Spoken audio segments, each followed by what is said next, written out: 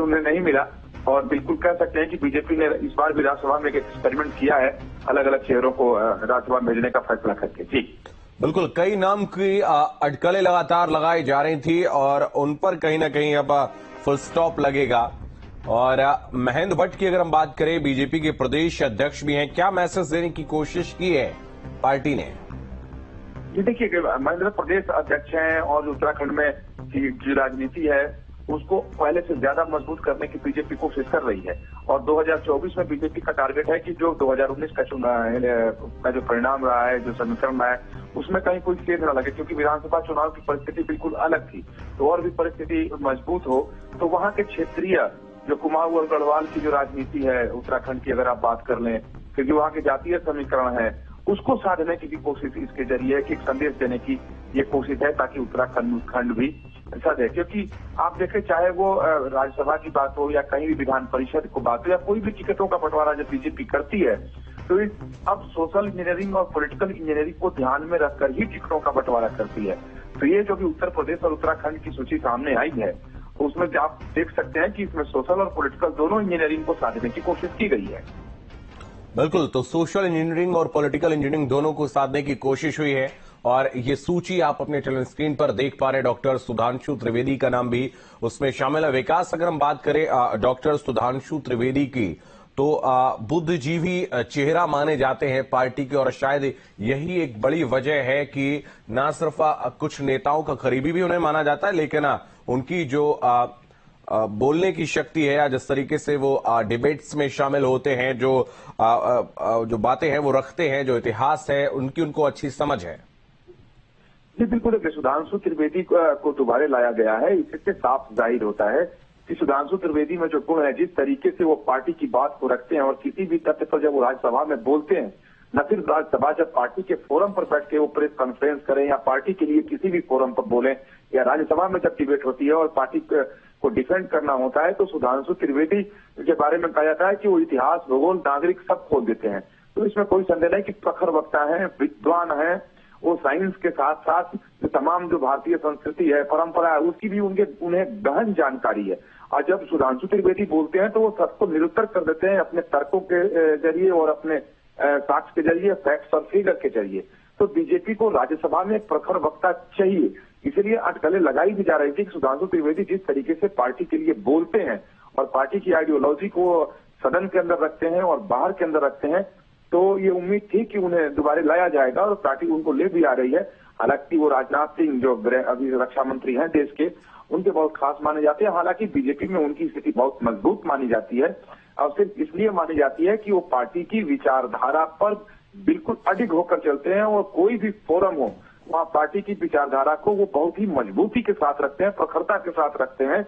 और जब भी वो कहीं बोलते हैं तो पार्टी को इतना विश्वास होता है कि अगर सुधांशु त्रिवेदी बोल रहे हैं तो पार्टी बैकफुट पर नहीं जाएगी। तो एक बहुत अच्छी छवि पार्टी के अंदर सुधांशु त्रिवेदी की है और यही वजह है कि उन्हें दोबारा पार्टी ने राज्यसभा भेजने का फैसला किया है।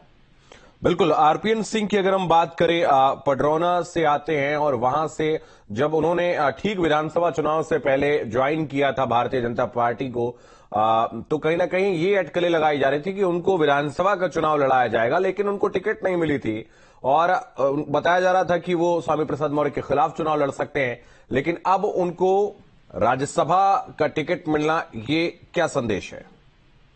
जी बिल्कुल, जब वो आए थे उस समय ही तमाम, जब भी उस समय कह सकते हैं कि साधारण शब्दों में कि एक बार्गेनिंग हुई थी उनके और पार्टी के, बीजेपी के बीच में कि क्या कुछ होगा, और विधानसभा के समय ही बहुत सारी बातें आई थी। तो उस समय ही पार्टी ने इन्हें संतुष्ट किया था कि उन्हें एक अच्छी जिम्मेदारी दी जाएगी और एक अहम ओहदा भी दिया जाएगा उन्हें, और जिससे वो संतुष्ट हुए थे। और एक तरीके से कहें तो वो इंतजार कर रहे थे कि बीजेपी अब उनके लिए करती क्या है, क्योंकि अब देखें बीजेपी की आवश्यकता भी है, क्योंकि अब 2024 का मामला है और उत्तर प्रदेश में पार्टी चाह रही है कि जो परिणाम 2019 में रहे वो 2024 में उससे मामला आगे बढ़े, इतिहास तो दोहराए ही और भी उससे 2 कदम आगे बढ़े।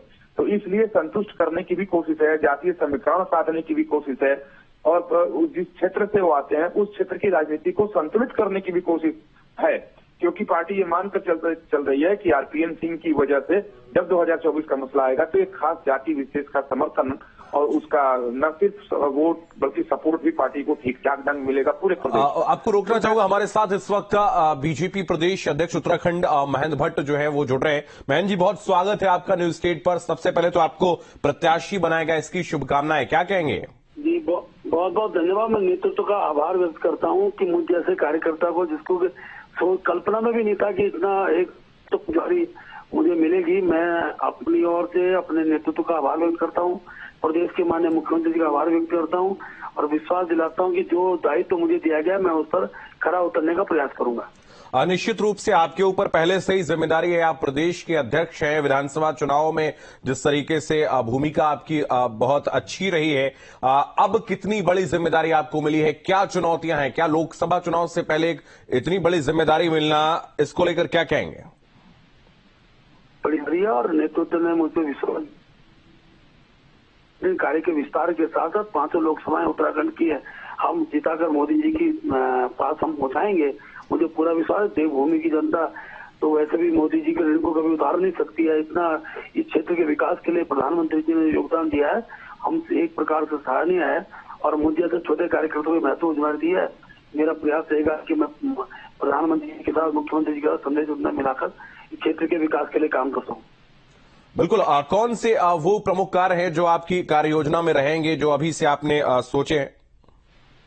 देखिए, मुख्य रूप से हमारे यहाँ पहाड़ के अंदर छोटे उद्यम विकास का बड़ा एक अपेक्षा रहती है, तो अभी उत्तराखंड के दृष्टिकोण से उद्योग लग सकते हैं, उन पर अपना को फोकस करूंगा। इसके साथ साथ जो गांव सभी सड़क से कुछ छूटे हुए गांव हैं उन तक सड़क पहुंच जाए, इसके लिए मेरा प्रयास रहेगा।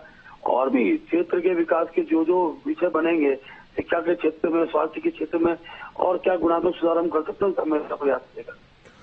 जो पूर्व राज्यसभा सांसद की अगर हम बात करें, या जो अभी निवर्तमान सांसद हैं राज्यसभा के, अनिल बलूनी, उनकी बात करें तो उन्होंने पहाड़ पर जो टावर लगवाने की बात करें, जो टेलीफोनिक सुविधाएं हैं, उनको कहीं ना कहीं अनिल जी ने जिन कामों को आगे बढ़ाया है, मैं उन कामों को और गति देने का काम करूँ। अनिल जी और साथी हैं, तो एक साथ हमने युवा मोर्चे में काम, मैं उनसे भी बहुत कुछ सीखने का प्रयास करूंगा। ठीक है, बहुत धन्यवाद आपका हमारे साथ जुड़ने के लिए, बात करने के लिए न्यूज स्टेट से, बहुत शुक्रिया। तो ये थे प्रदेश अध्यक्ष उत्तराखंड बीजेपी के महेंद्र भट्ट, जिनको प्रत्याशी बनाया गया है राज्यसभा का, और अब ये बड़ी जिम्मेदारी एक और उनको सौंपी गई है। आपको बता दें, उत्तराखंड से महेंद्र भट्ट को टिकट दिया गया है। वहीं अगर हम बीजेपी उत्तर प्रदेश की बात करें तो 7 प्रत्याशियों की जो है वो सूची जारी की गई है। आपको बता दें, उनमें से अमरपाल मौर्य की बात कर लें, सुधांशु त्रिवेदी एक बुद्धिजीवी चेहरा माने जाते हैं, पूर्व मुख्यमंत्री उत्तर प्रदेश के और वर्तमान रक्षा मंत्री राजनाथ सिंह के बेहद करीबी माने जाते हैं। हालांकि अपने जो ज्ञान की वजह से, जो उनका ज्ञान है, जो लगातार भारतीय जनता पार्टी की तरफ से अलग अलग पटलों पर वो रखते हैं, उसको लेकर उनको प्रत्याशी बनाया गया है। वहीं आरपीएन सिंह की बात करें, कांग्रेस छोड़कर आए थे, केंद्र में मंत्री भी रह चुके हैं। उनको जब विधानसभा चुनाव से पहले उन्होंने ज्वाइन किया था भारतीय जनता पार्टी को, तो ये उम्मीद लगाई जा रही थी कि पडरौना से वो चुनाव लड़ सकते हैं, लेकिन चुनाव नहीं लड़ा था, तो अटकलें लगाई जा रही थी कि अब उनकी क्या भूमिका रहेगी। उनको प्रत्याशी बनाया गया है। वहीं बात करें, नवीन जैन को राज्यसभा का उम्मीदवार भारतीय जनता पार्टी ने बनाया है।